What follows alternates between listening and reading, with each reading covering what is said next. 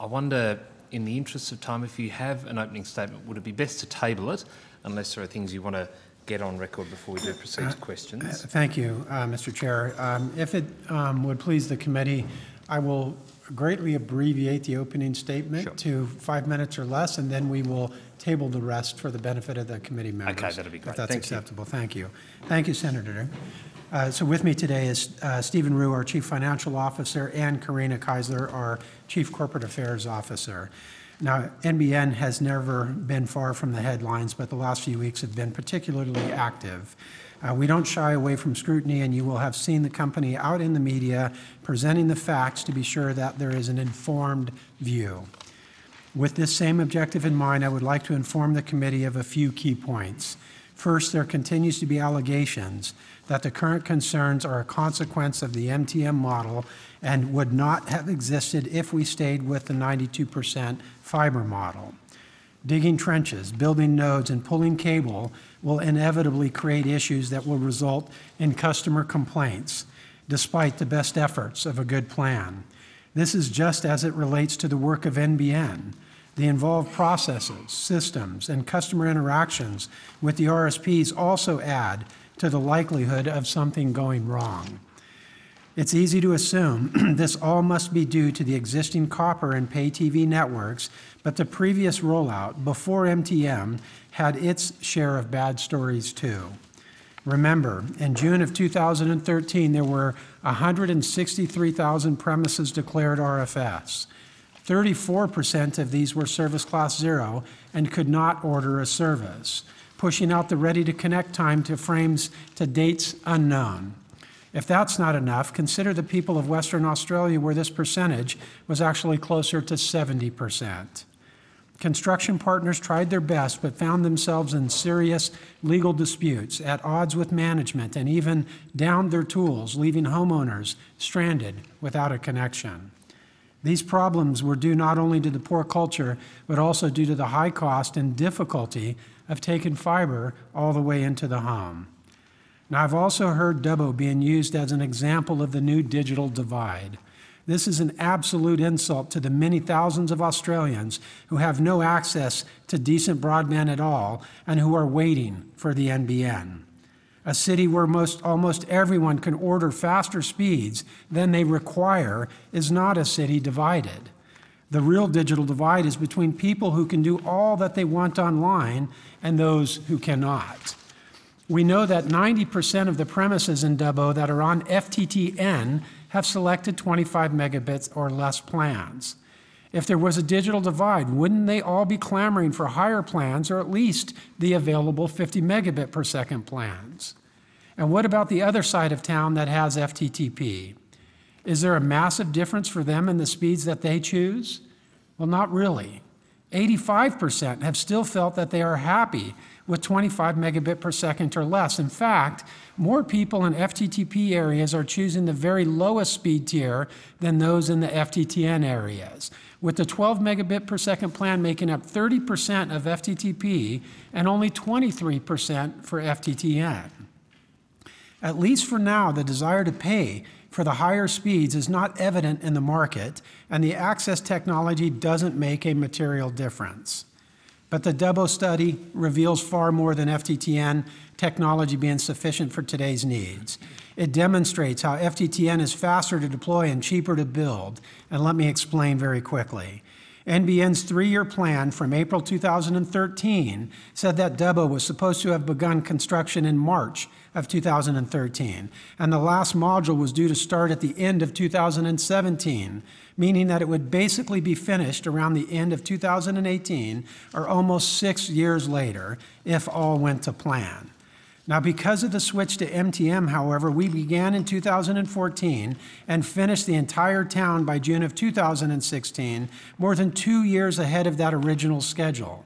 On top of this, we saved $15 million by completing Dubbo with FTTN, and we did that in a third of the time that it took us to do the FTTP areas. Now extrapolate those numbers across the country and you can quickly see that Dubbo is in fact an example of how we are closing the real digital divide as quickly as possible and at the same time keeping costs down so our internet bills are also as low as possible. Now, I've heard some argue that the lower speeds that are on fiber are due to our prices being too high. Well, imagine what they'd be if we had to take the longer and spend more money associated with that previous more fiber plan. Now, second, it's suggested that we can build FTTP for the same price as New Zealand. We have debunked this comparison with facts and realities that were based on decisions back in 2009 and are now irreversible today. So anyone who is interested in why New Zealand's cost per premise is different to ours should read the blog on our website, which goes into detail. But should you have any questions tonight, Stephen and I are here to help. Now, third, it is suggested that because of NBN, we are now worse off with internet speeds than third world countries. Equally so here, we can explain why it is misleading to compare the speeds across Australia with Kenya, where just 2% of the population have access to fixed broadband. Our average AVC speed purchased by the RSPs is over 30 megabit per second. If Akamai, the company doing these reports, looks solely at the NBN circuits, we would be at or near the top of their list. Now, I'm sure we'll get into some of this tonight, so I'll just close very quickly here, Senator, with a quick update on our progress since we last met. As of last week, we're now up to 6.2 million premises that are ready to connect, and more than 3 million end users active on the NBN network. We have released our FY17 results, our annual report, and our 2018 to 2021 corporate plan. The headline results from the last financial year are exceeding targets by near doubling of premises ready for service, exceeding targets by more than doubling active end users, and exceeding targets by more than doubling revenue. We remain on track to complete the network build by 2020 within the $49 billion peak funding envelope and while maintaining our internal rate of return between 3.2 and 3.7%. Now, what's more, in our first year of post-build in 2021, NBN will be cash flow positive and see $5.4 billion in revenue from 8.6 million active services. Mr. Chair, we do have more that we'll say, but we'll table that at your request. Thank you for the time to produce that statement. Thank you, Mr. Morrow. We'll start with Senator Ketter.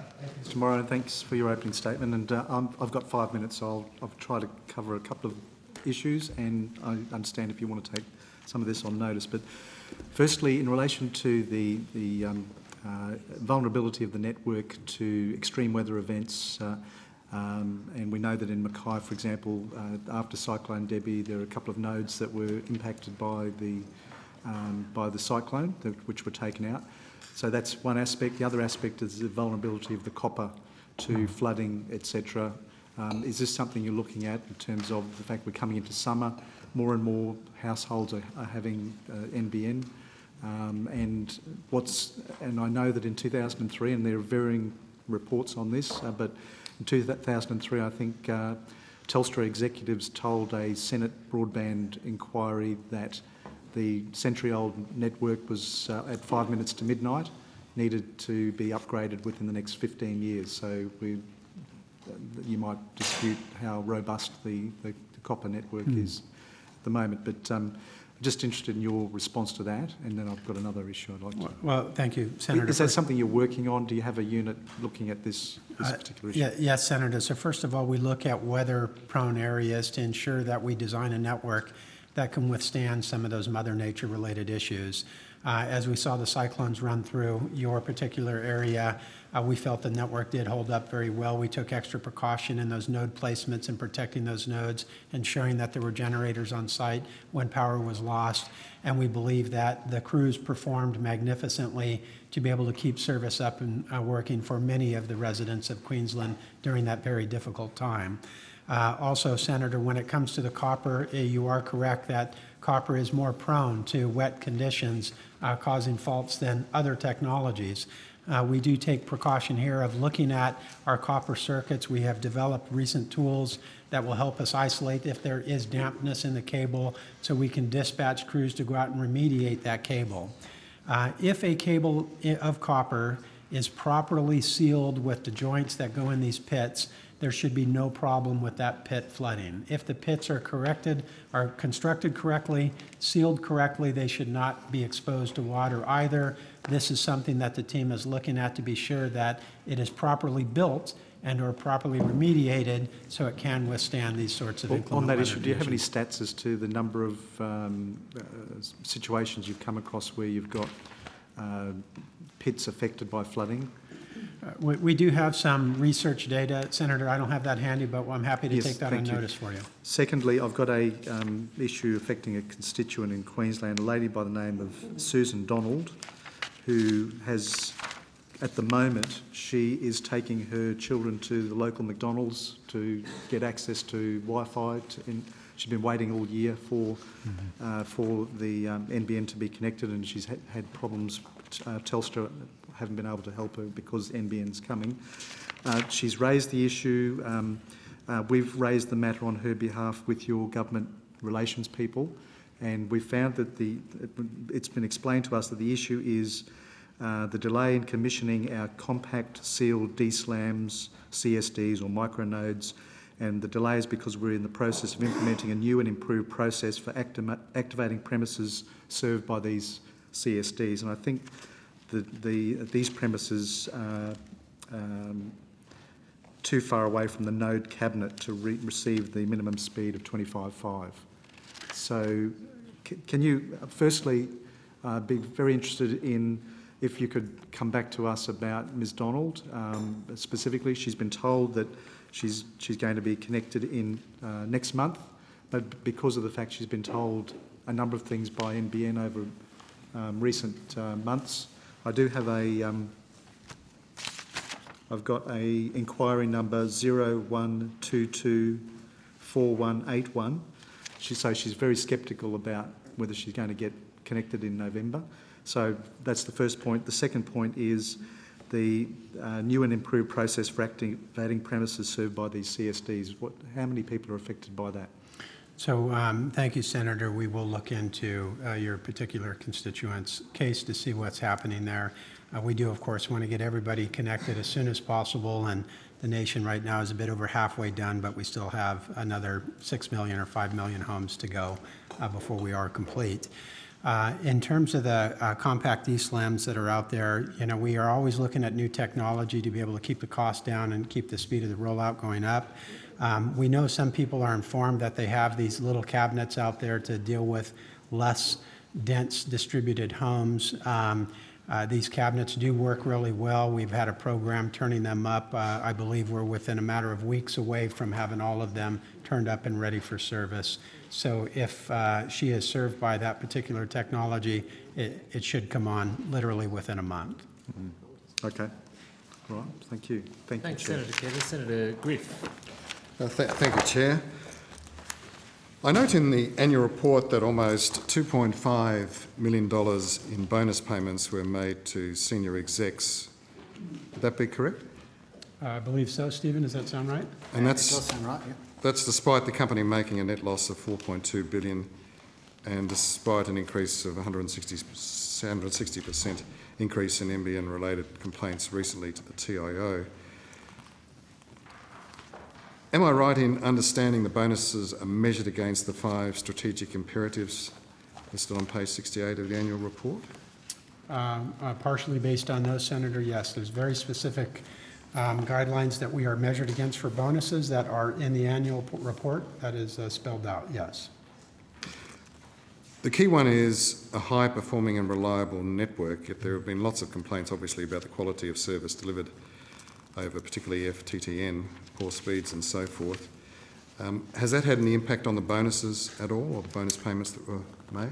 Now, the customer experience, there is a customer experience measure that the board evaluates management on and determines a certain level of the bonus as to whether that is paid out. The board chose not to pay out on that particular measure, as that could have been better for last year. So that was factored into the bonus that was approved by the Remuneration Committee of the board. So, Mr Morrow, that would have affected yours too? Yours fell by 7% in 2017? That's correct. And that was a reflection of the performance that you've just referred to? That's correct. Okay. Am I correct that the bonuses across the organisation amounted to $109 million in 2016-17? Stephen, Where are you seeing that, Senator? That's up from 96 mil. That's in the annual report. Can you point me to I'll where have to you see refer to that? the page.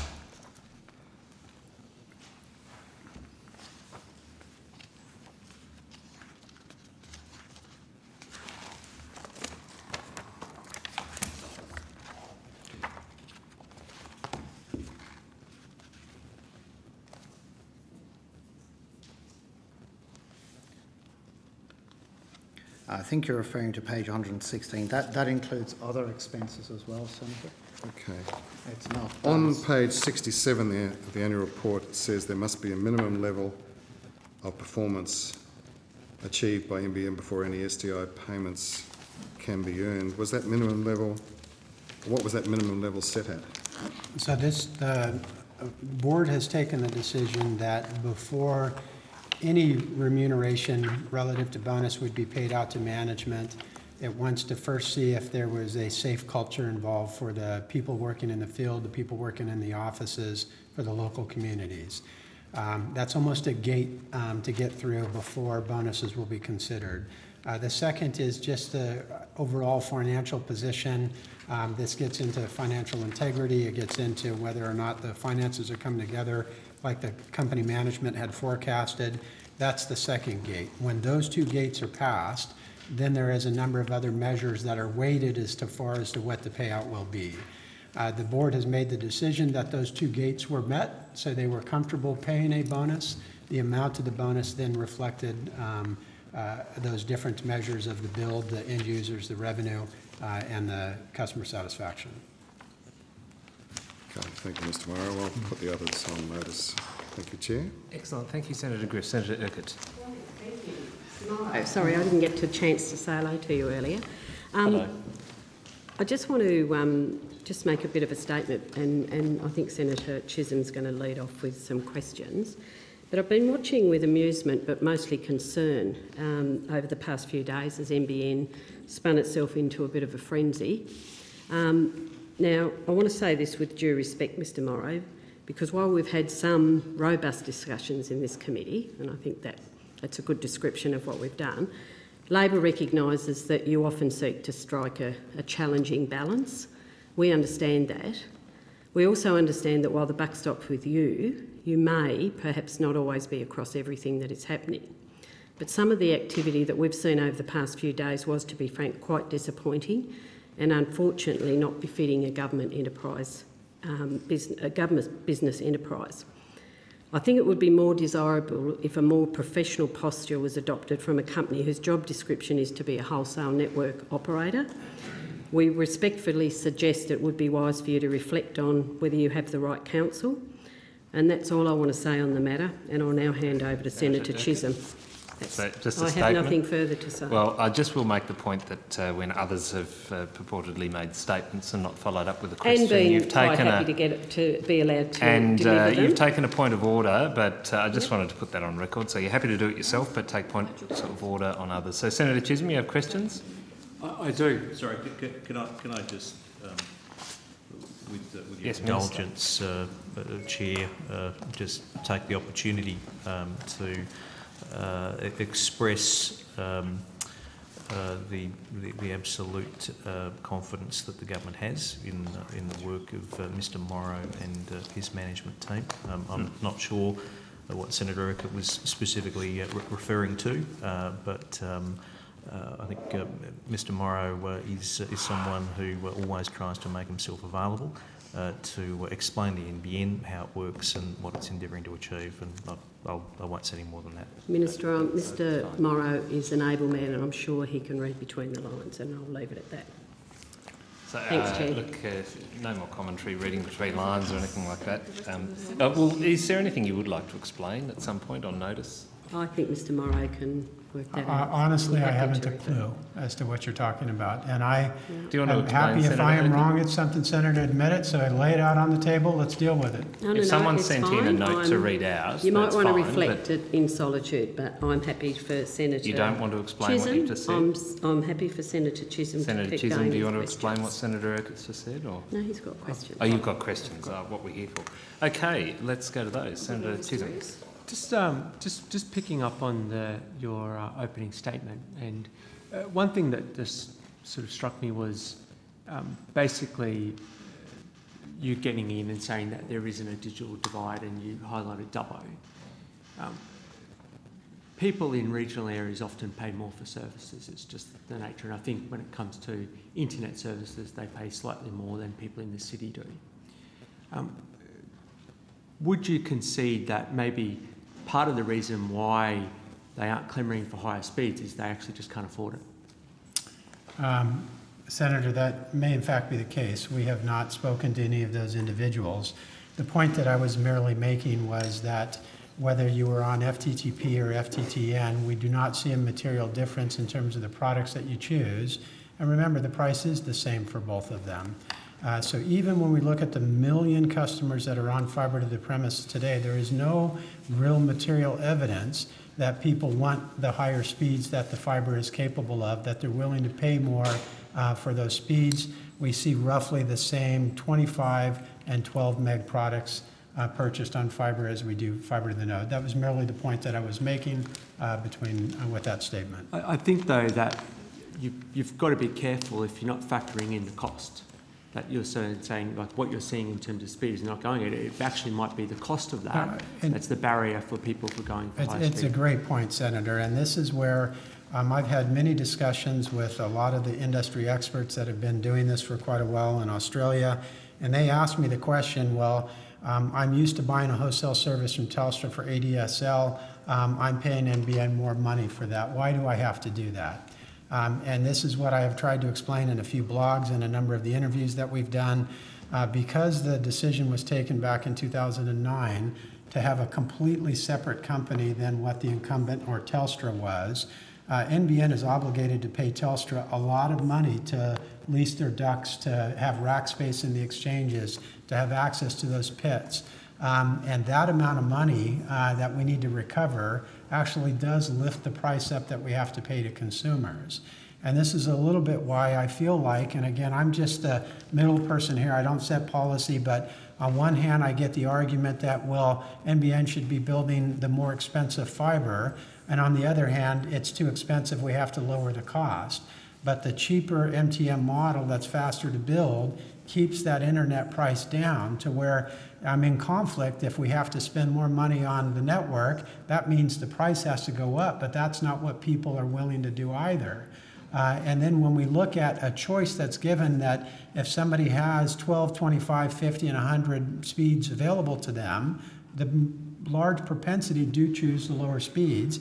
And Senator, I'll point out that the difference is often just a matter of dollars, single-digit dollars between the two on the prices. Our 25 meg product is $27 AVC. Our 50 meg product, twice the speed, is only $34. So for a $7 difference, you can double your speed, but the RSPs do not feel that the consumers are interested in that.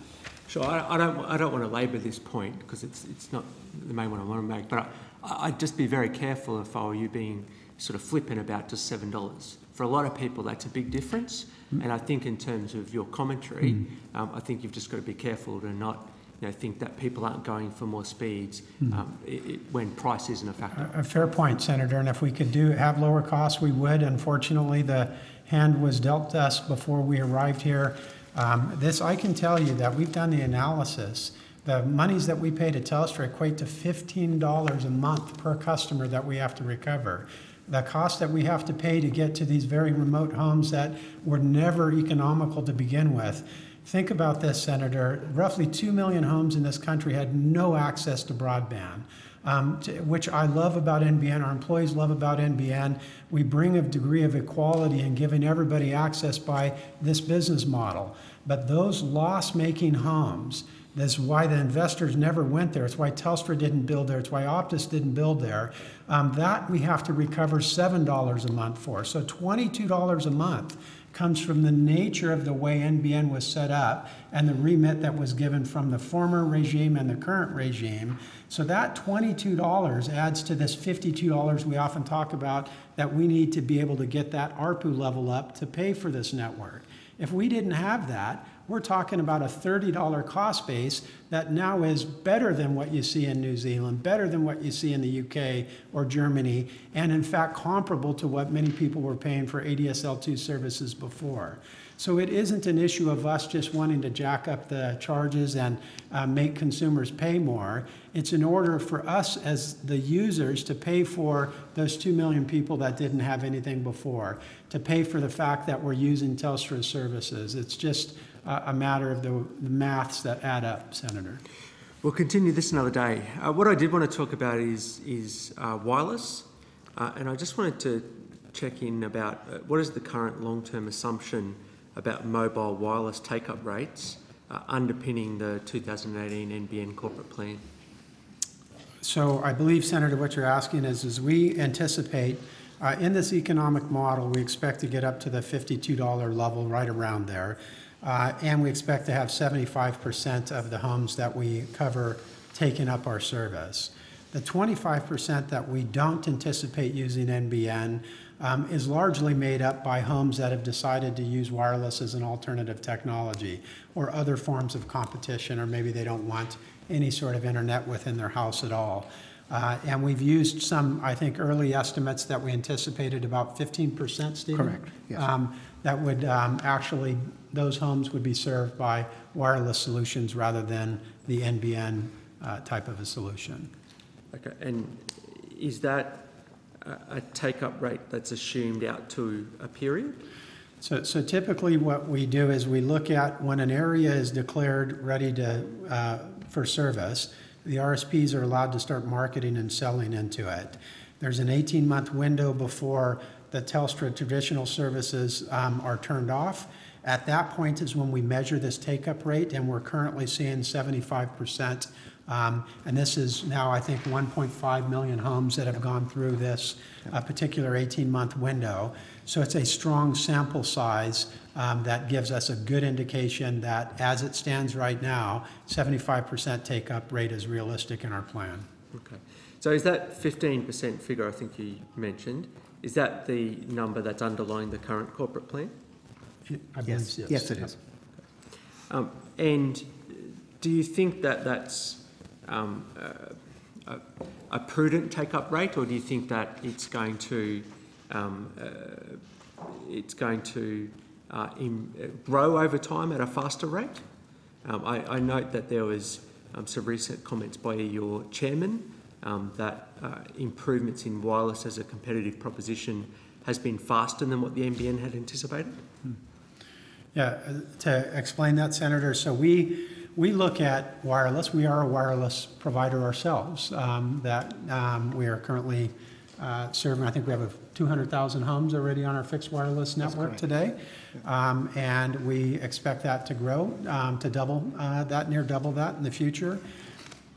We are always looking at the technology evolution. So from 4G to 5G as an example, or we look at the antenna technology that's used today, and they have these things called MIMO and direct beam forming and other enhancements that just get better spectral efficiency, better radio reach, and therefore you can pump more data bits over this.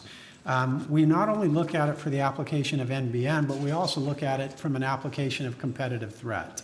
And this is what our chairman's referring to is that while 5G seems to be a little bit further out on the horizon of what people had thought, this enhanced 4G, if I can call it that, using this advanced technology on the antenna systems is coming sooner than what we had thought. So we do see, and we're glad that we built in a buffer in terms of how much competition would come from wireless, because we do see that in some cases, not all, as an alternative access to broadband internet. And so we're glad that we built that into our business plan. We see that materializing. We keep an eye on it to see just if it's going to grow beyond what the business plan has, but right now we're comfortable with the levels that we've put forward. So the 15% is in the current business plan, but it has been modelled effectively out to 2040. Is that the case? I think it's really, we look at it, quite frankly, over the course of the next 4 or 5 years. Correct. And then we take some averages thereafter. Yeah, we model out to 2022, actually, Senator, and then we take From then on, we just take growth rates in revenue and costs, as we've explained before. So the model to 2022, has it growing to? It has it at 15%. So remaining static? Correct. Okay. So then at the end of that period, you look at what the difference is and then sort of assume a model after that, is that? That's correct. Every year we'll look at kind of a rolling horizon. So next year we'll look at another year out in that picture. We always try to cast forward how soon we think technology developments will come in. Is that an opportunity or is that a threat to it? It's an annual process we go through. So in terms of that, I imagine there's sort of, well, you've sort of said how you've sort of effectively managed risk around new technology, and you've had that in mind from the start. But is a particular technology footprint more exposed to wireless competition in terms of speed, reliability than another technology? So I think we would see that, first of all, wireless type of an approach is going to be only suitable for a moderate to low user. So we have today now on average 165 gigabytes per month, average per customer over the 3 million customers. That would crush a mobile network unless it had a massive capital investment put into it to be able to handle that. We have not heard anything or seen anything around the world of people saying, I'm going to build, take my existing mobile network, advance that to a fixed wireless application to serve that kind of data consumption. So what we believe is that for a very light user, you might find an opportunity for fixed wireless to come in and be the only technology that gives broadband access. The locations of this are going to be very dense areas because this is typically already where the mobile companies have erected their towers. They already have laid out an infrastructure plan that they'll build on top of to be able to do this. In those areas, if I take where we have anything above 50 megabits per second, I'm not so worried about the competition. If we have an area that is only restricted to 25 megabits per second and it's a light user and there's a mobile tower nearby, that is susceptible to infrastructure competition. Okay. And from an NBN point of view, does that mean that you decipher between the risk being to fibre to the node versus fibre to the premises, or is there a divide in terms of how you see that? What is at greater risk? No, so it wouldn't be on the speed side of it. Obviously, I wouldn't be worried about anything with the fibre to the prem. I wouldn't be worried about anything with HFC. We would look closely at the tail end of the circuits on FTTN where we're not putting FTTC in those places.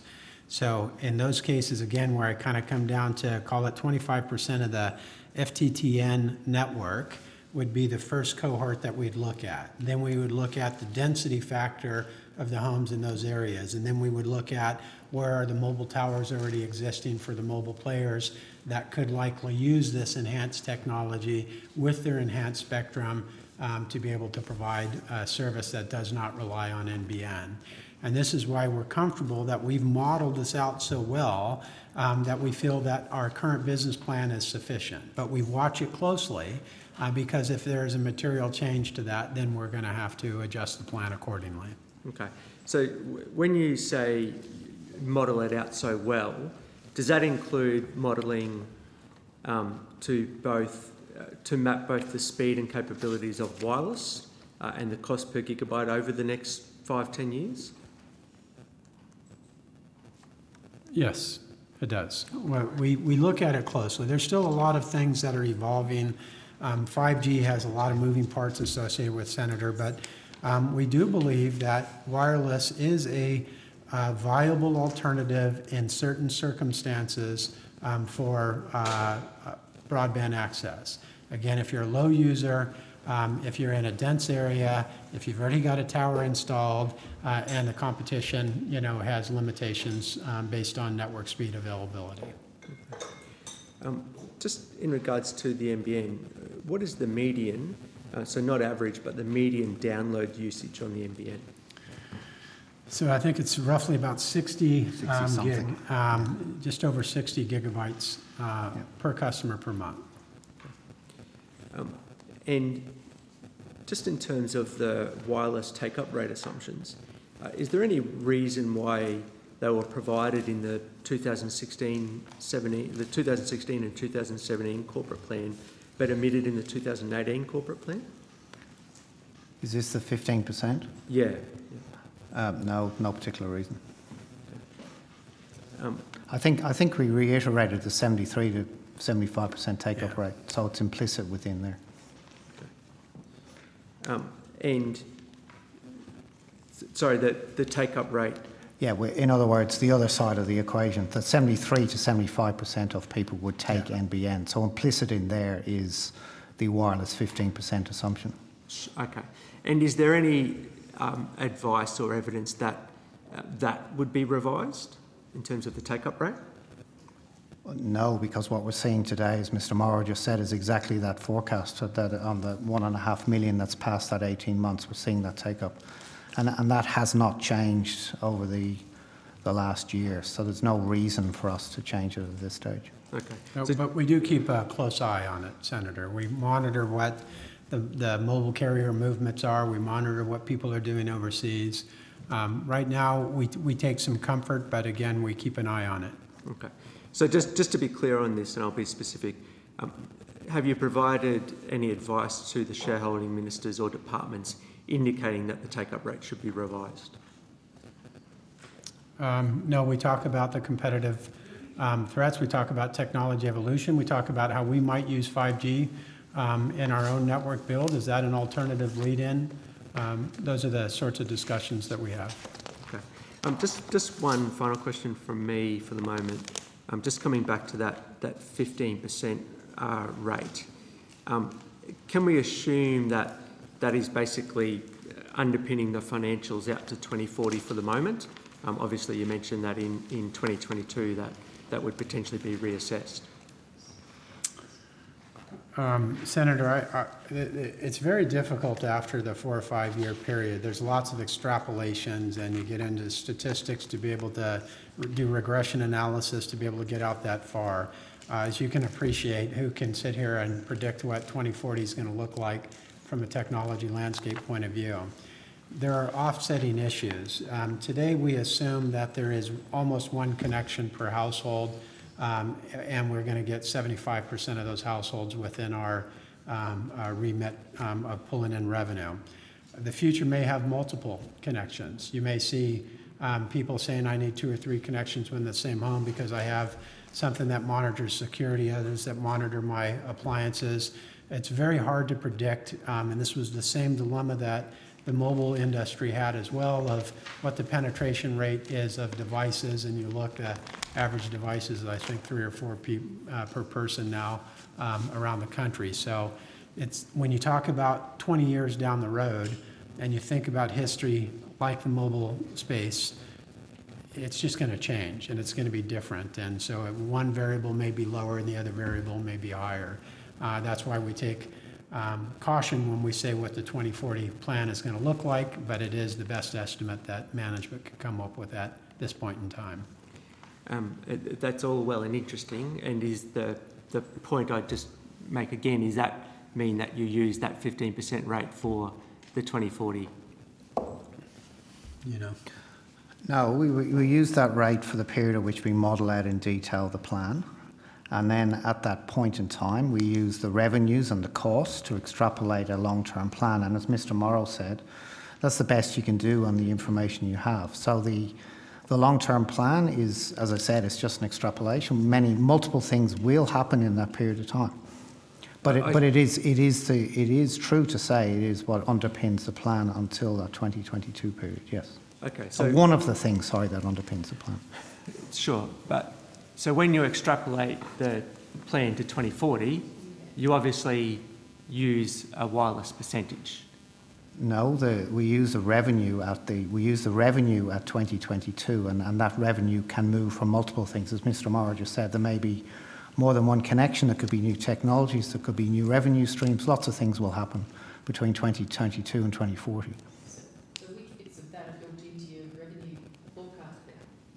The 2022 revenues and costs are used to extrapolate out into 2040, as anybody would do in a long-range plan. This isn't a nuance to NBN. This is how long-range plans are done. They're done in detail for 5 years, and then they just the final. Well, in our case, 5 years. Some people may do 3, some may do 4, but you then take the end point and extrapolate that forward because. So embedded in that end point is the 15% assumption. So no, embedded in the 2022 number is. Yeah, exactly. So, and if you're carrying that forward, then no, that's embedded in what you're carrying forward as a revenue forecast, isn't it? No, that revenue is used as a basis for purely an extrapolation out beyond 2022. That doesn't. Multiple things will change, Senator, between 2022 and 2040.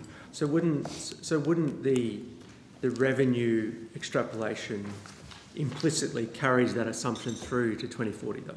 It carries it through to the revenue, but it is purely an extrapolation from there. I wouldn't be assuming that all the assumptions, multiple assumptions are in to create that revenue in 2022. Multiple assumptions. I wouldn't assume that all those assumptions are carried forward for the next 18 years. Sure, I think we got there. Yeah. Okay, thank you. Senator Reynolds. Thank you very much, Chair. Good evening, Mr Morrow. Hello. And Mr Roux, welcome back. I just want to pick up a couple of points from your opening statement. And the first one here is where you say in your opening statement, I've heard some argue that lower speeds that are on fibre are due to our prices being too high. Well, imagine what they'd be if we'd had to take longer and spend more money. Now, in relation to the pricing, you answered in response to Senator Chisholm. You made some comments about some unfortunate deals in terms of cost associated with Telstra contracts. And can you just go through the figures that you were saying? So, average subscriber, those deals cost about, what, $15, did you say, more per household on average? Do you want to, Stephen? Well, he did the analysis on this. So there are the agreements that were put in place to originally set up NBN back in 2011. That was then revised, but not financially revised, but revised operationally a few years later. Embedded in the business, 3 main costs. One cost was for leasing dark fibre, leasing ducts, leasing exchange racks. Mm-hmm. The second was an embedded cost, which is a prescriber payment as people come off the Telstra, and as people disconnect from the Telstra network to move on to NBN, there's a payment to Telstra. And the third one is an equivalent, although slightly different calculation for Optus. Those 3 costs are embedded in our long-term model, and our rate of return actually recovers a return on those costs, in effect. If those costs were not in our business, so just to be clear on what they are, when you get to around about 2020, we're talking about $1 billion a year in lease costs, and we're talking about $10 billion over the plan set out in our corporate plan. So that's by 2020, $1 billion per year? Per year for multiple years. And then there is one-off costs which amount, as you'll see in our corporate plan, to around about $10 billion. If those 2 streams, which are made up of those 3 payments, didn't exist, to get the same rate of return as we have in our plan, we could have $15 less ARPU. On average for households? Correct. In other words, per month, households, we would charge the retailers. What the retailers choose to do, of course, is up to them, but we could charge the retailers $15 less per month. This, Senator, when we look and we compare prices in other countries, so AT&T in the US and BT in the UK, or Deutsche Telekom Germany, Chorus in New Zealand, this is why they can build out cheaper, because these costs have been something that's been a part on their balance sheet for 20, 30, 40 years. So the cost has already been fully recovered, or mostly all recovered. And I believe, now this is just speculation, I don't want the facts on this, but this is why Telstra, when they submitted their bid to do this, they could have done it cheaper because they don't need to pay themselves that sort of money. So this is just a fact, and it's not whether or not it's good or bad, but when we get asked why are we more expensive, we want to just explain this and be quite open and transparent about it. And then the other cost that Mr Morrow referred to is the $7 effective subsidy. For there's around about 2 million homes in Australia that don't would not be economic to roll out if you're just looking at pure economics. That's a further $7. So again, if the sum total of those are $22.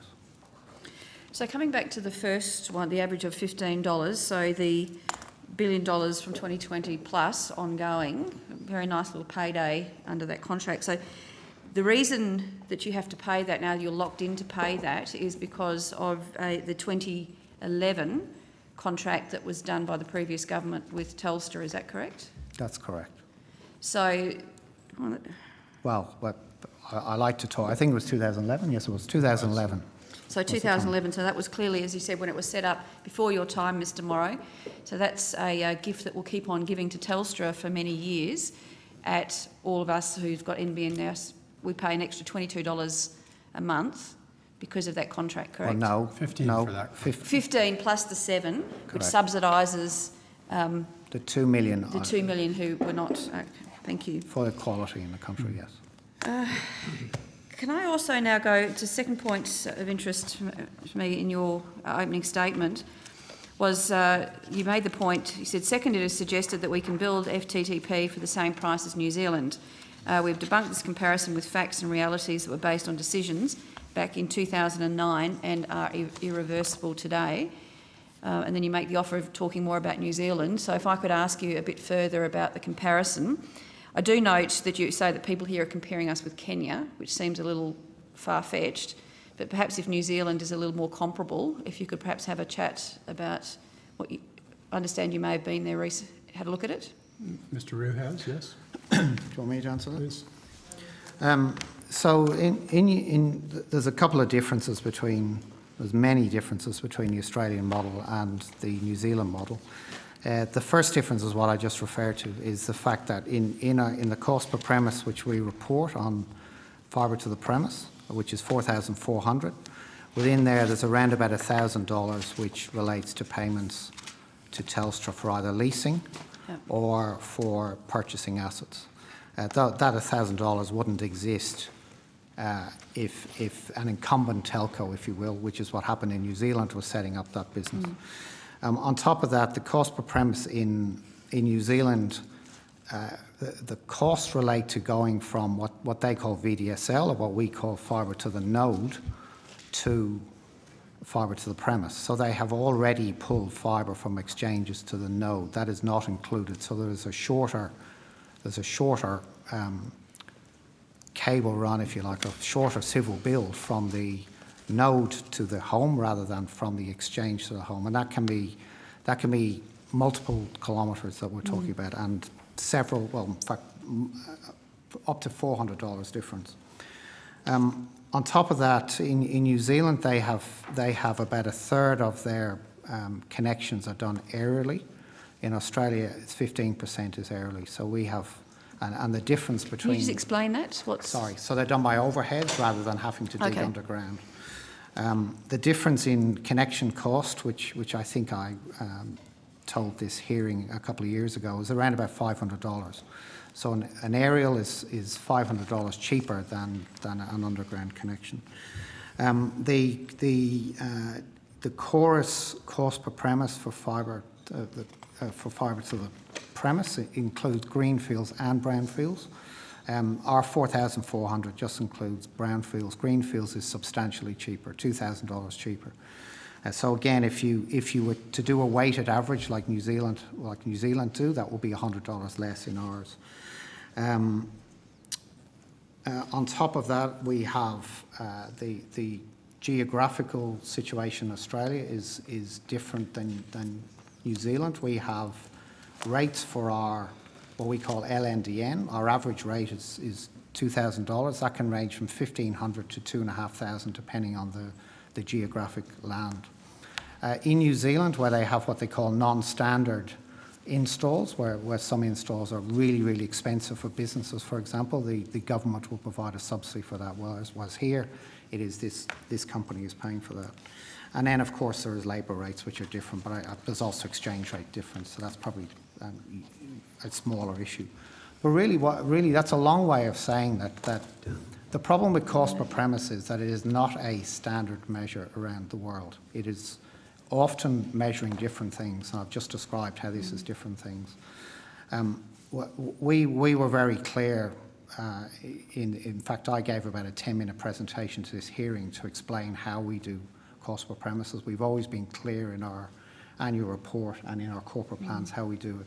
Unfortunately, it's because it's not an international measure, comparing like for like often is not the right way to do it. Personally, I'm comfortable that the costs that we've incurred are not overblown.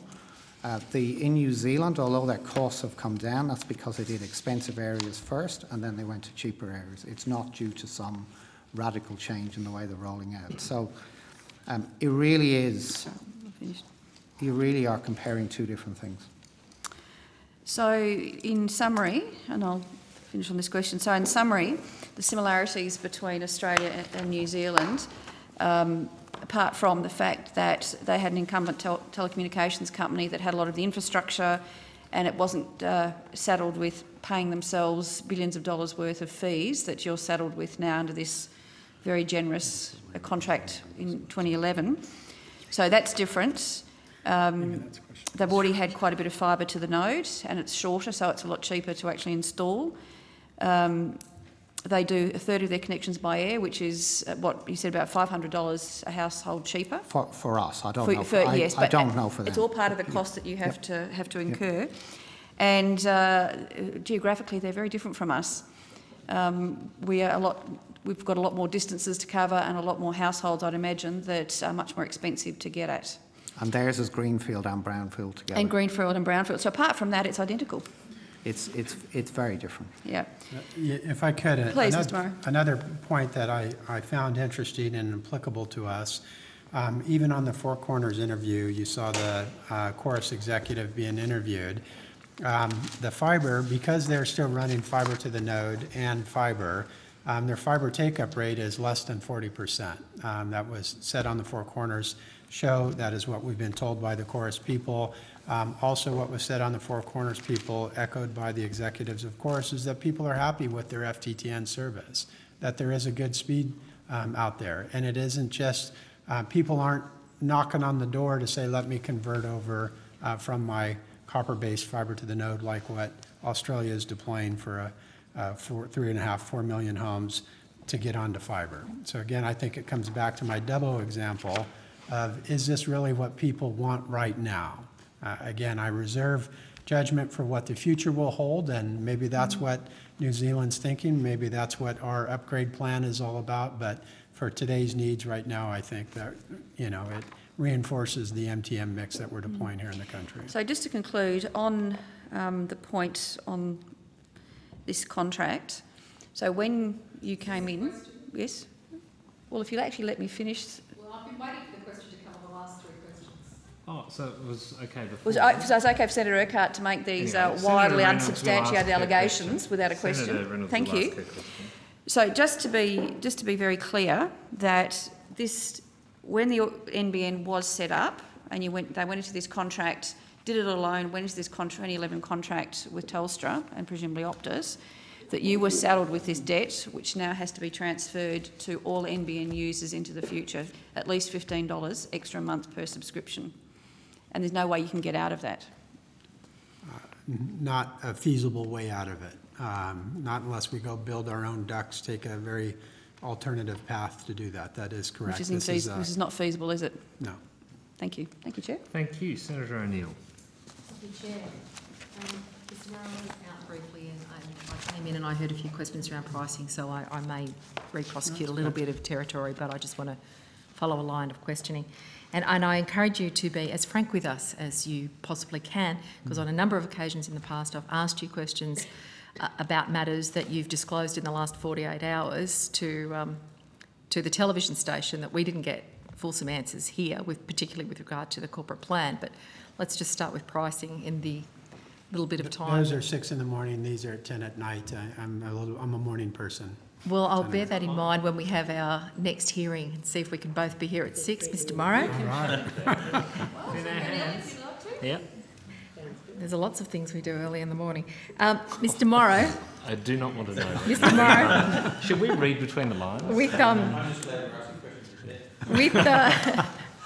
with reference to the current pricing review, can you please outline what options NBN is currently modelling?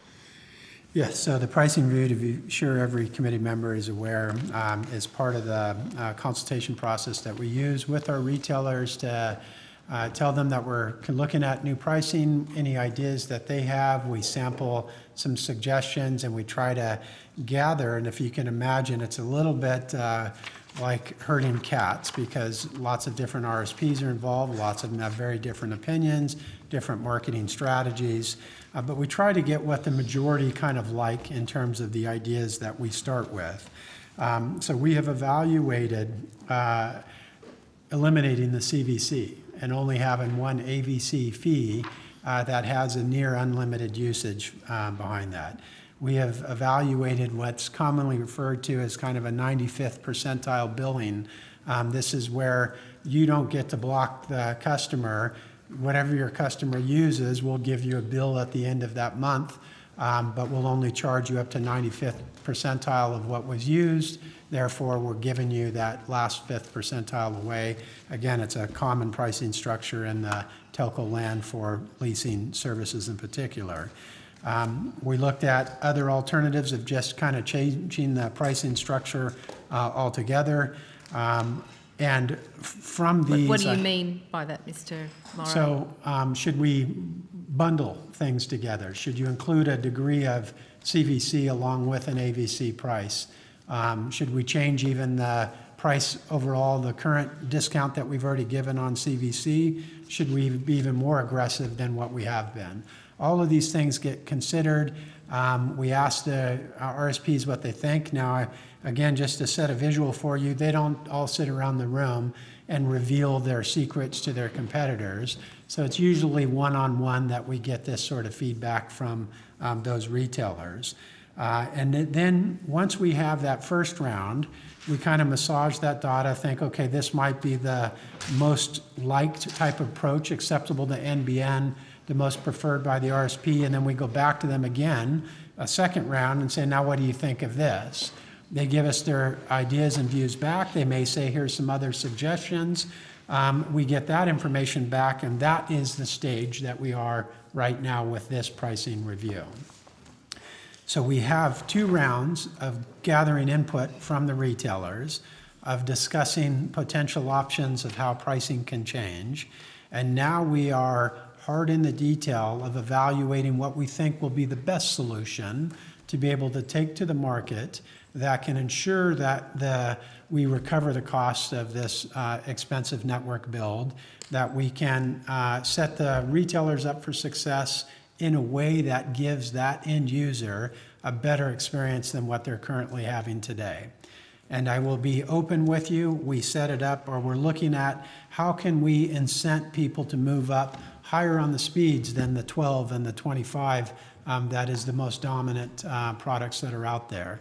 We'd love people to be on the 50. We think the 50 megabit per second plan is a good one. We think it satisfies almost every application and need of households that are out there today. There might be some exceptions, but again, we have higher price points for that.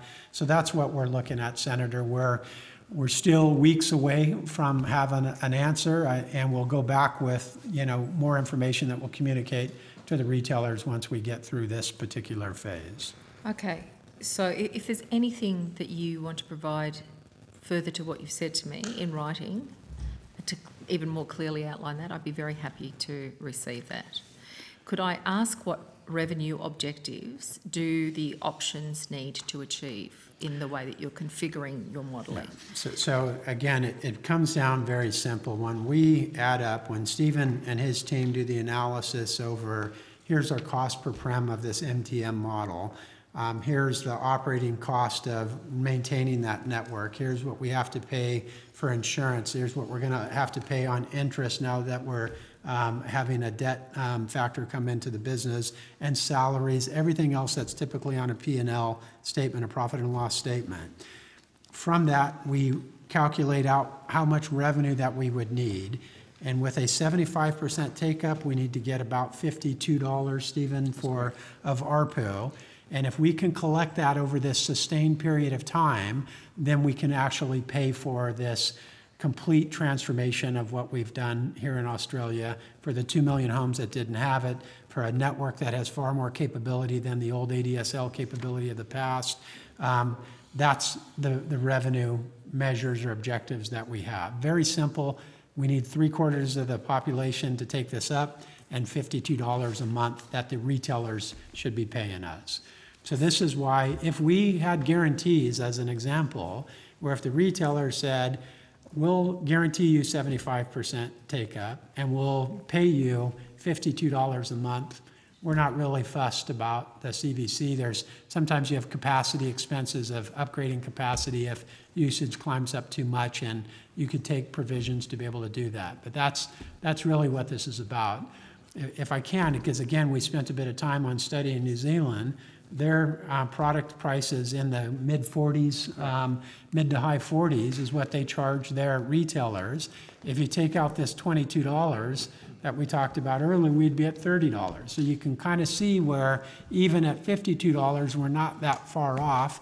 It is more, I will give you that, but again, the circumstances here in Australia are different than New Zealand. So to be clear, the options that you're considering and the framework that you've just described there are restricted to achieving the ARPU targets that are in the corporate plan? Yes. Yes. Okay.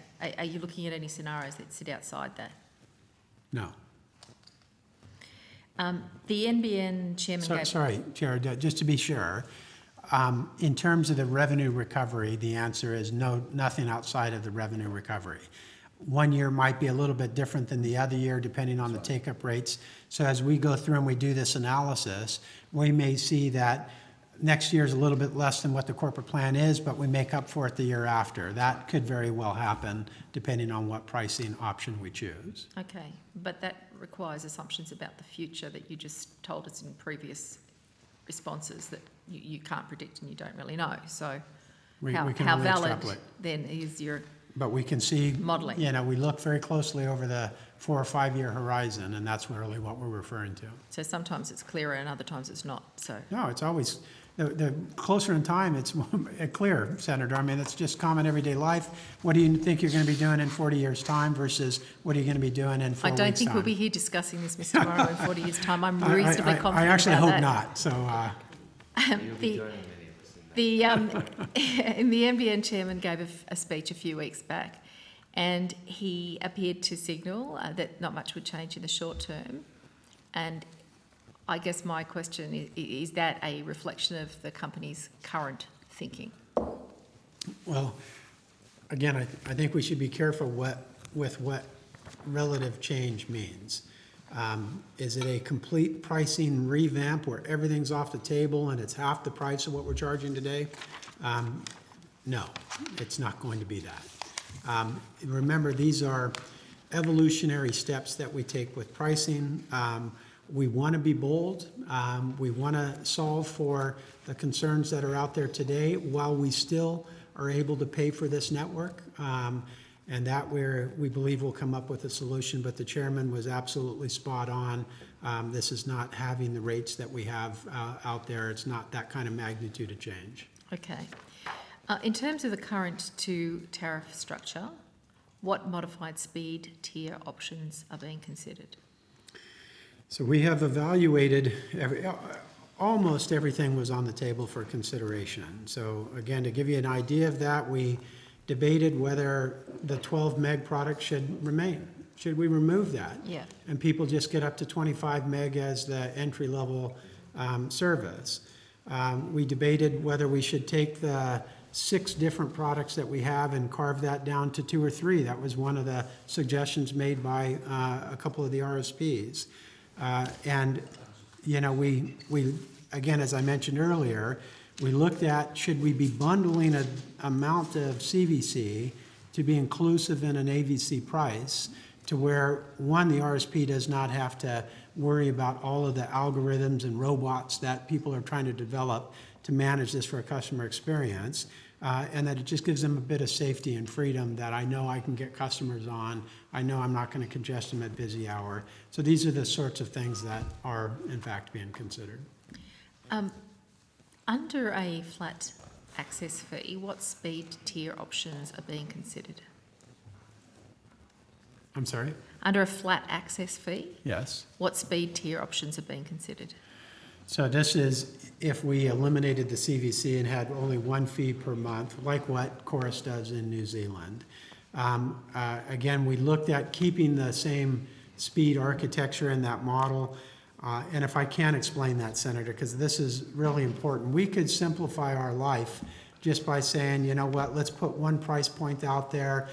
You get as much bandwidth as you want, you know, or all you can eat model, and let's call it $52 for that, and go for your life. The problem with that is that it defeats the purpose that I believe NBN originally stood for, and I believe stands for today, and that everybody in this nation should have broadband. I may be on a fixed income. I can't pay $100 for that super fast broadband, but I can pay $30 and at least be able to do search online and buy online products and have a little bit of education that comes through.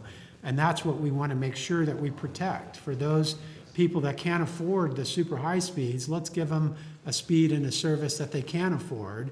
And that's why you have a 12 meg product. For people that say, I don't need 100, and I can't afford it anyway, so I'll buy a 12. So we don't want to eliminate that. You know, we don't want that 75% to shrink because again, the economic model needs to stay whole. So given that expression of an understanding of what you think the NBN should be offering, what speed tier options are being considered with a flat fee access model? Again, we looked at all of them, whether or not we should do all of them. It is, you know, I'll say right now, that's the least interesting option, to have a one price, all you can eat plan that goes out there. Again, for the reasons that I mentioned, the difficulties behind it. You remember that part of the pricing mechanism that I do think was quite clever, set up back in 2010 by the former management team. They put together this AVC fee with the CVC charge, which is almost like a usage-based charge. Now, the beauty of that is while today, or let's call it even 2010 type of usage, that was going to be far lower than what 2020 will be.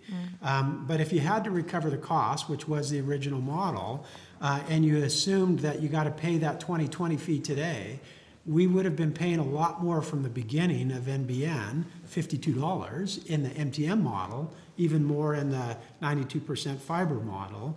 And instead, because usage is lower and it will grow, the NBN, the company's taken the bet on that growth coming through, and therefore the CVC is the mechanism that will actually raise that price as we go forward. So it was, by all accounts, a beautiful architecture. What we're seeing right now is that with millions of homes coming up available for sale, 180 different brands trying to compete with it, they just really need something far more simple to be able to get people to move in. Thank you. You said earlier that you hope to sort of get through this phase pretty soon. When do you expect to reach a landing? The price consultation phase. So yeah. we're hoping that we can put something public by the end of the year.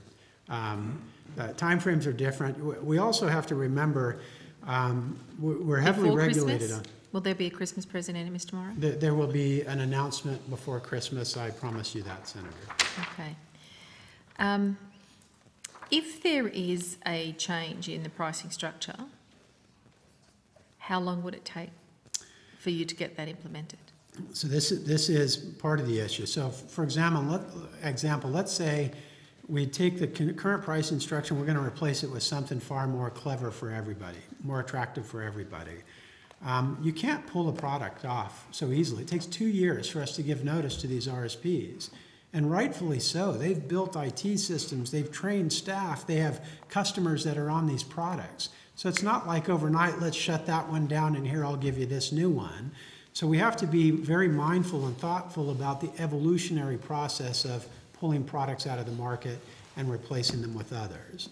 So our initial thinking is that we're going to introduce a new product on the top of these others, and that we'll think about, over time whether or not some of those need to be removed from market, but we're not at that point of making that decision. So my best estimate at this point is an announcement will come out that will explain our intent by the end of the year, that we hope to have something in the first half of next year that will be part of the new product, but we hope to bring benefit to the RSPs, to the end user, in a way that's still positive for NBN, and have an impact very, very soon. Okay, so that's sort of a structural response to how the RSPs would respond. Yeah. What about consumers? Well, again, we don't control the consumer, so we're trying to think of plans that make sure that RSPs don't think, oh, great, I can pocket the money. Now, I want to be really careful because I don't even like saying that. I think these RSPs are good people. They're good companies. They care about customers. They want to do the right thing. They're up against a rock and a hard place in terms of this land grab phenomena. There's massive competition on price. They're trying to provide a good service and take care of these costs that we know are high for them. The flat access fee with a charge then applying to data, do you consider that a feasible option? A flat access fee with? A charge applying to data on top of that. Well, so that's what it is today. So again, whether you send 1 bit of data in and out of your house, your RSP is going to pay us, if you bought a 25 meg product, they're going to pay us $27, whether you use or send or receive data or not. How much data you send or receive, and all of those other customers that belong to that RSP that we transport to this point of interconnect where their network attaches to ours, how much you can all send at the same time is the second fee. That's the CVC fee. Yes. So that's a data usage fee, if you can think about it that way. And that is today's construct, that you can either buy a little bit, which means you're going to slow people down when they're all trying to use it at the same time, or you can buy a lot and let them free flow. Yep. We're thinking about pricing mechanisms that kind of find the balance in there. Because again, the beauty of the way that the previous management team and the previous government approved that pricing construct is that we'll recover money as more applications come into the home, as more value is presented to the home, and therefore more data consumption comes between the home over NBN network and into the RSP. That's a really important growth mechanism that keeps the price level down. And that's why I don't think there's too many people like the idea of a single price, all-you-can-eat component, if we have to put it at the cost recovery level, which is $52. They won't buy it. But if we can do something to say, how about we have a far more attractive price that gives you a 50 meg speed product, and we have some inclusive CVC that comes with that and an attractive growth rate thereafter, now we're talking. Now we seem to get people saying we're interested in that. What we need to do now, that Stephen's team is very aggressive on, along with Brad Whitcomb's team, is how can we actually massage all this, make sure it works, make sure we're dotting the I's and crossing the T's. That's the work that's going on. It's intense, but we've got a good team of people that are working on it. Can I just touch on a matter that we've discussed on a number of occasions, Mr. Morrow, which is the NBN Speeds database, which you have, and we know that you have this information. Is there any reason why NBN Co can't integrate its maximum attainable speeds database into its website? Senator, we can do anything technically. With money and technology, there's so much that we can do. I would actually personally wait. I think that the minister has directed the regulatory bodies to be quite aggressive on looking at all things customer experience right now, and I think they're going to probably come up with solutions. But I don't know if you want to comment on that, Mitch. Well, we as you know, Senator, have the ACMA who are undertaking work to look at what the customer experience is. We're in the business of transparency. I think at the moment, in terms of the database that you're referring to, NBN provides that information to the retailers, and the retailers are the conduit to the consumers. We've discussed this a few times, and the problem is that millions of people across Australia do not have access to the information that allows them to make an informed decision about what they're actually able to buy or not able to buy. But that information exists. It exists with the company of which you're a shareholder, Minister. Minister... The consumer talks to the retailer about the product. Oh, I know how it works, Senator Fifield. That's right for them. The retailer has the data from NBN as to what particular lines can support. So the retailer is in a position to say to the consumer, okay, this is something that we can sell to you given the capabilities of that line. The buyer can't even be aware because they can't see. Mr Morrow, if the shareholder minister who's sitting there beside you decided or directed you to make this information available, are there any red flags for you? I will do whatever the minister asks. Are there any big problems that you could see, Mr Morrow? Well, I think there's a right way to do it, Senator, is why I'm hesitating. And if I could, please allow me to entertain Not put the minister on the spot tonight and say, give the information to No, Australians so they actually know. This quite frankly is, should we mandate that the retailer, if the consumer asks, what's the maximum speed I could get, that the retailer tell them? Isn't that the appropriate way to deal with this? Because we do provide that information to the retailer. In my view, NBN should not be the police. At this point of time, yes, given the lack of trust that people have in this whole process, isn't it time for the minister to direct you to make that database available to the Australians who are paying for this network? Isn't it time, Mr Morrow? I think if we ask the RSPs that they may be willing to do this. I think the RSPs are intent on being transparent and giving a good service. I think they are the appropriate entities to do this. Senator, what I would strongly suggest is through the roundtable effort that the minister has set up with us, we're seeing some amazing collaboration occurring across the CEOs of the top retailers, myself, the regulatory bodies, rethinking how to make sure we get the right experience. I think we could solve this in the roundtable. Minister Fifield, will you direct NBN to make this data that they hold available to the Australians who need it to make an informed choice about purchasing NBN? Senator, I'm not going to make any unilateral declarations sitting here in Senate Estimates Committee at 10:30 on a Tuesday night. I think the appropriate approach is to talk to the retailers who, in a sense, own the customers and are the conduit of information to the customers, to talk to them about what is the best mechanism to ensure that customers have the best information about what their lines can support, which is an important factor for consumers determining what product they purchase from the retailer. So I think that's the appropriate way to address this issue. Just before I move on to a new topic, final question, if I can, Mr Morrow. Would putting the information that we're talking about on your website cause any harm? I would assume that the retailers would say they'd rather be talking to the customer about what the capabilities and what's the best product for them. We have had direct conversations to where they say, when it comes to consumer information, NBN, we'd rather you play the role of wholesaler and step behind the curtain and let us do that. That's a preference, but is there a likelihood of any harm? Well, other than to the will of the RSPs? Well, I wouldn't want to speculate at 10:30 at night either, Senator. Yeah. We don't get to choose the time that we're here. I want your fulsome answer and I want the truth. We would want to talk to the RSPs. This is a joint venture, really, between NBN as the wholesaler and the retailers. The retailers have the customer interface, so we want to make sure that the way that information is conveyed is the most appropriate and beneficial for the customers to make an informed decision. Mr Morrow, if the Minister directed you to make this available, are there any red flags? I would have to consider that, Senator.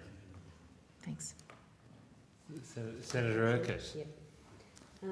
Mr Morrow, I want to take you to page 54 of the 2018 corporate plan, and in that is a table on operating expenses. So can you just run me through what types of costs? There's a line item there, it's the second one down, that says other OPEX. Can you just tell me and run through what type of costs are actually captured by that other OPEX line item? And it's Sorry, Senator, you said page 54. Yep. That's section 5.2. And that's right. And I'm sorry, your question again, please? So can you just run me through what types of costs are captured by the other OPEX line item? So it's the second line item down, and it starts off with financial year 17, 1.8. Senator, can I refer you to the same table? I think you're talking about table 5.2. If I refer you to the words underneath. It's 5.2, and then it's got table 6. Yes, can I refer you to the words underneath? If you go to what is the third paragraph. Yep. Other operating costs include staff-related costs, network operations, assurance, restoration, maintenance, IT costs, marketing, communications, leasing, and other overheads. So that's the complete package of what's included in other OPEX? They would be the principal costs. There would obviously be other smaller costs, but they would be the principal costs. What sort of things would be the smaller things? Training isn't mentioned, for example, or... which would be incidental, or...? Yeah, I mean... In terms of the amount? Well, mind you, that will be in staff-related costs. We're talking about smaller costs, Senator. Yeah, okay. So that what's included in that third paragraph is predominantly... Yes, it is. What is covered in that line item? Yes, it is. Yeah, okay. So when you compare that line, that other OPEX, between the 2017 and 2018 plans, there looks like there's a trend. And in the 2017 plan, the document forecasts a steady year-on-year increase in OPEX from it's 1.7 billion in financial year 17 to 2.1 billion in financial year 20. There's a similar trend in the 2018 plan, with the exception of financial year 20, which reports a $200 million reduction in operational expenditure relative to the 2017 plan. Yes. So can you outline where that $200 million in cost savings are actually coming from? Yes, I can, Senator, certainly. Yep. We spent quite a bit of time, actually, when we were preparing this plan, looking at the long-term costs in our business and the long-term costs in our business and the things that we ought to be looking at to reduce those costs over time. Yep. You would see, if you go to the capital expenditure line, that we're also anticipating to spend a little bit more cost, for example, in IT. Yep. So we're doing some IT developments over the next few years, which will reduce costs, labour costs, for example, network operating costs. Yep. We've also... So, sorry, just in terms of, so you're upgrading IT, which means that the labour costs will come down. So that means a reduction in employees, is that? Well, it may not be just employees. It could be network operating costs. Yep. We've looked at procurement. We've looked at contracts to see whether that we should be targeting more aggressive procurement practices going forward. Yep. We've looked at the structures, for example, structures of departments, and saying, should we be running departments at a cheaper rate? We've looked at our marketing communications costs, frankly, all our costs, and we've really we believe that from the last corporate plan to this corporate plan that we can reduce those costs by, I think you mentioned, $200 million. Yeah, okay, so that takes into account all those. When you talk about contracts and procurement, what do you mean by that? Well, we have long-term contracts for IT maintenance costs, for assurance costs, maintenance costs in the network, for example. Procuring equipment. So it's really all I'm saying is that we looked at all our cost base as part of this plan, and we looked at things that we could do without IT, things that we could do with IT developments, and as a result of that, we reduce our cost base in the long-term plan. Yeah. And in terms of structures of departments, can you just add a little bit of information to how you, in what sort of way are you looking at I presume when you talk about structures of department, you're talking about restructuring departments. Well, not necessarily. How they operate, one of the challenges that we call out in the plan is the move from largely a construction or a build business to an operating business, and that then leads to changes in mix of staff that's needed, changes in skills that needed. So you're not going to have as many people out in the field. Well, yeah. For example, if I look at my own accountabilities, if I have less equipment to purchase, there would be less staff needed, for example. So we really just had a close look at what our staffing levels. Sure. That's just one example, though, Senator. Let's not just focus on staff. No. I'm not. That's why I'm asking you to give me a broad sort of picture. So have these savings been brought forward from 2021? No, I think the savings you can see the savings carry on to fiscal 21. No, I think it's fair to say that we had a closer look at our long-term cost base when we did this plan, and that's the reason you're seeing those savings. Okay. So did the 2017 corporate plan to reduce other OPEX by $200 million in financial year 2021? The corporate plan didn't go past fiscal 20, Senator. I can't recall what we would have had in our internal numbers. Okay. So I know that you said that it was broader than staff, but will staff be impacted in these sort of different arrangements that you've proposed?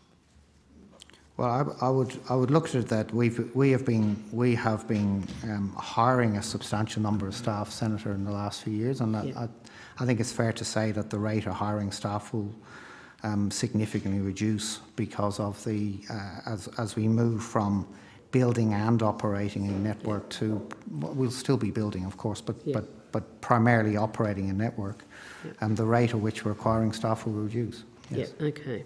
Do you know by how many? I don't have those numbers here, Senator, sorry. Right. Do you have them? I would have them, yes. Would you be able to provide them on notice? Let me take that on notice, Senator. So the operational expenditure for financial year 21, does this represent the steady state OPEX?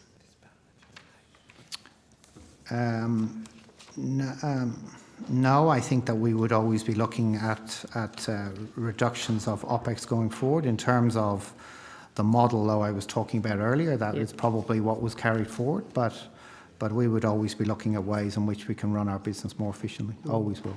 Yeah. Okay. And at what rate are operating costs assumed to grow over time? At inflation. Just in the rate of inflation? No. Yes. No more, no less. No more than that. At that rate, right.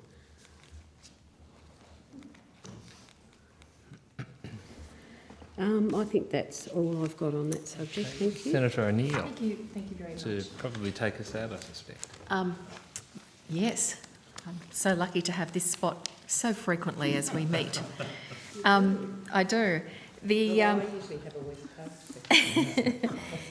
Can I go to the fixed wireless congestion that we're hearing about? So, Mr. Morrow, I've given you the opportunity in the past to explain key things that are happening. So right now, what are the issues with the congestion in fixed wireless towers? Talk me through what's happening there, please. So, as with any wireless network, there is what they call breathable cells, and so as more people breathable cells. Breathable cells. Thank you. So this is when more people are using it at the same time. There's kind of a bit of a contraction. It slow speeds down, and there's some modulation schemes involved in that actually have a slower speed degradation the further are you out on the cell. It's like traffic. Sort of, yes. So the idea behind that, though, is that we should be designing and engineering to be able to accommodate people to where they don't see much congestion. Now, as I said, very few wireless networks, in fact, none that I'm aware of, are congestion-free. They all have contention built within. The current state for our fixed wireless network, as we're adding up customers, occasionally we'll see growth that will occur higher than what we had planned, and that we need to get out and add some extra capacity there. So I believe the statistic that I was just looking at last week had less than 1% of the cells that were seeing the speed degrade down to a level that was below the design. So the team jumps on that really quickly. So what's that level when you talk about below the design? It could drop down to 3 megabit per second was the speed that it could go down to. Now this was the original design. The speed that it goes down to when it's congested, or is that the speed below which you think there's a problem? Can you clarify that for me? I'm sorry, what are you asking? When that number 3 that you just talked about, is that what they're going down to, or is that the floor? No, that means they could be hitting 3 megabit per second. So that's a description of what they're receiving? Correct. That's Gotcha. less than 1% of the cells that we have out there that could hit that. So the team... What's the standard you try to get to, or that you try to maintain? What's like the base? Well, so 6 megabits is now the new design standard that we want to make sure. And that is, so if you're buying a 12 meg product, we want to make sure at least during the busy time on a fully loaded cell that you never drop below 6 megabit per second. And is that an increase on previous standards or a decrease? It is an increase. The design that was put together back in 2010, 2011 used 3 megabits per second as the design criteria. So we've doubled that. We also are looking at, as we're loading up the network with more and more take-up, we're actually examining right now whether or not 6 megabits is the right level. Should we be increasing that as we go forward? Okay.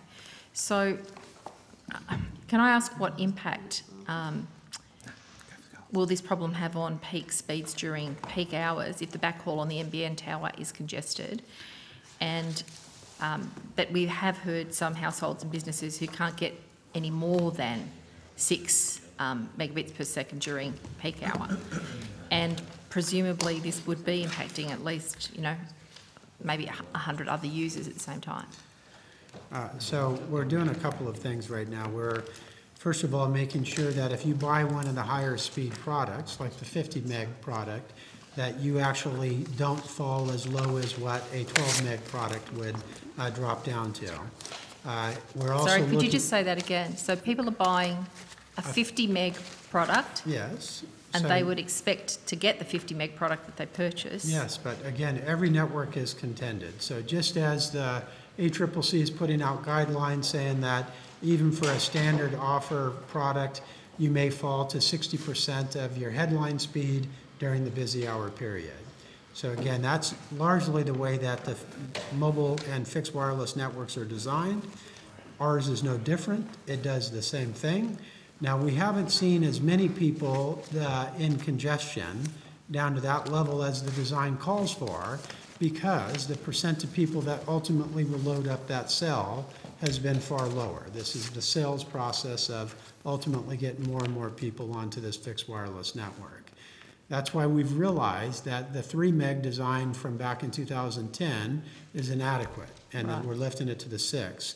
We're also looking at now, all right, if depending on the mix of how many 50s, how many 25s, how many 12 products are out there, should we be looking at actually having even more capacity to be sure that that minimum speed during the busiest part of the day doesn't go below a certain level, and that's under review right now. Okay.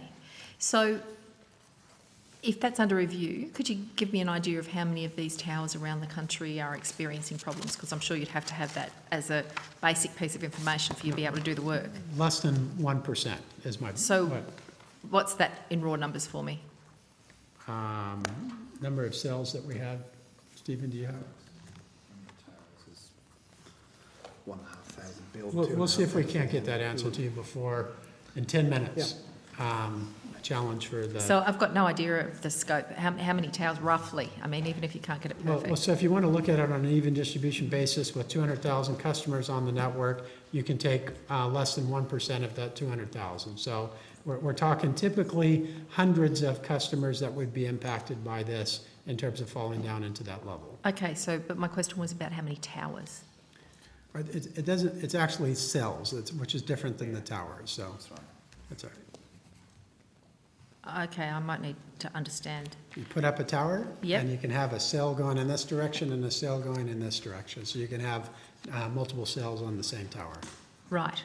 So how many towers? I can still ask that. How many towers are experiencing these problems? I don't know. So how many towers and how many cells? If you can find that in the next 10 minutes, I'll be very, very pleased. We'll see if we can find that out for you. Thank you very much. Yeah. You must have, well, you've indicated that you've got a plan. 1,682 towers that are currently live. 1,682 live, currently live. I think at the end we've about 2,500, but at this stage 1,682 and 1% of that is 16. And 16. That's towers. That's towers. Do we need to get cells? Or yes. And how many cells? Then we'll find out at some point of time. Yeah, we're working on it. Mm-hmm. We're working on it. Thanks very much. That'd be great. Mr. Morrow, to address this problem, have you got a spot map of the hot spots where this congestion is happening for each tower? So, no, like, you know which cells are working and I'm sure we know which ones they are, but I don't have a spot map on it, no. So how do you not have a spot map if you know which ones they are? Because it's in a database somewhere where people are monitoring each one of these cells and the performance.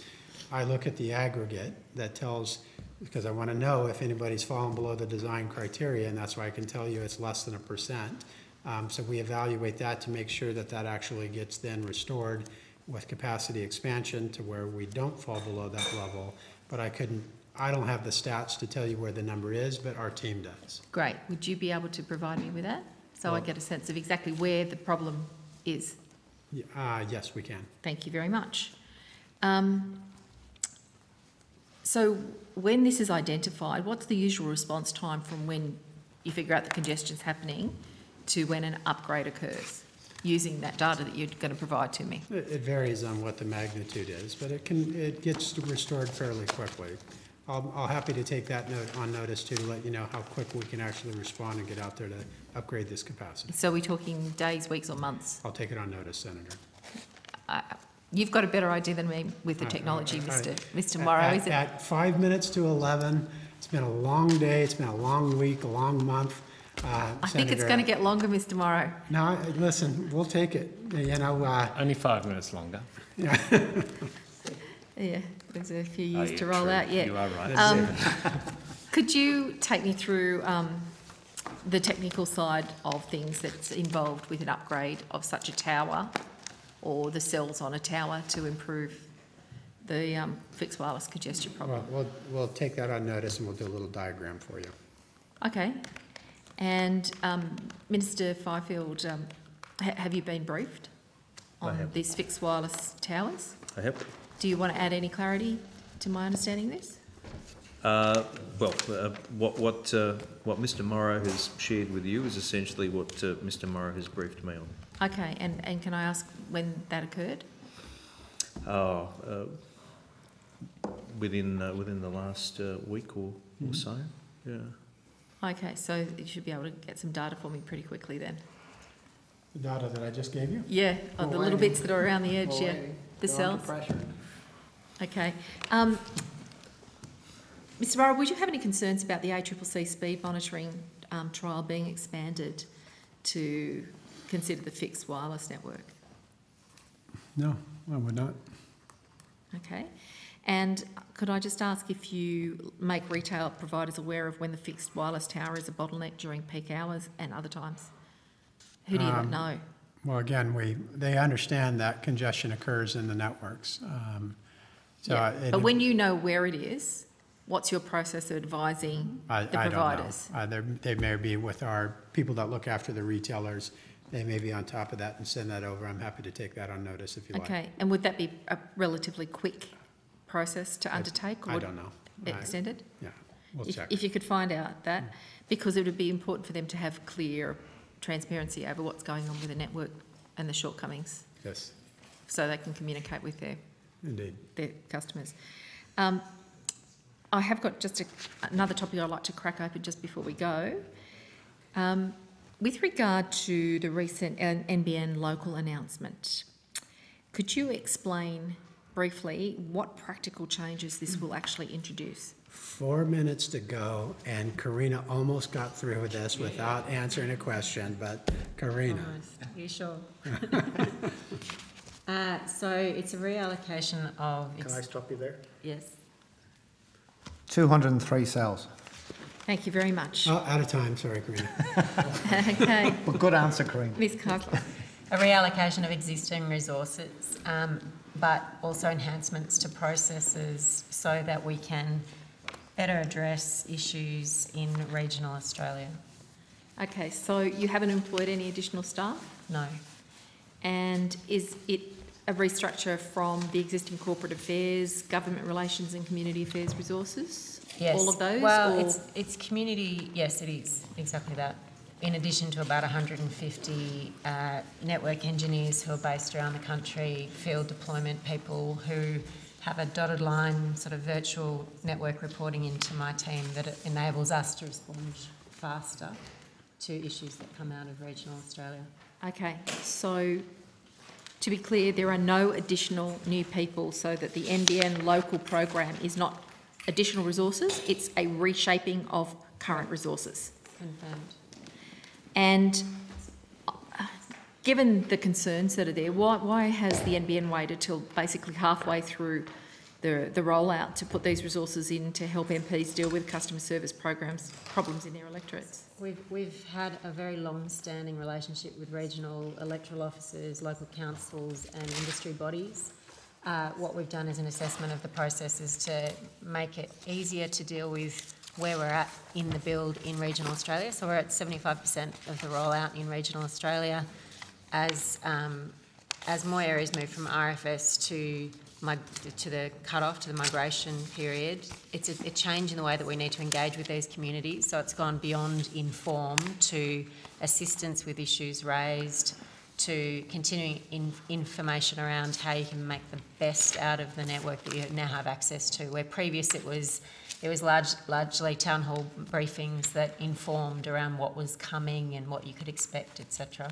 So there is a slight nuance there in terms of what communication approach we're taking, but also as the numbers have increased and as reflected across the rest of the network, issues are arising, as you'd expect of a network build of this nature, and so we've restructured our processes and people to better deal with those. Do you really think it's just a communications problem, Ms. Keisler?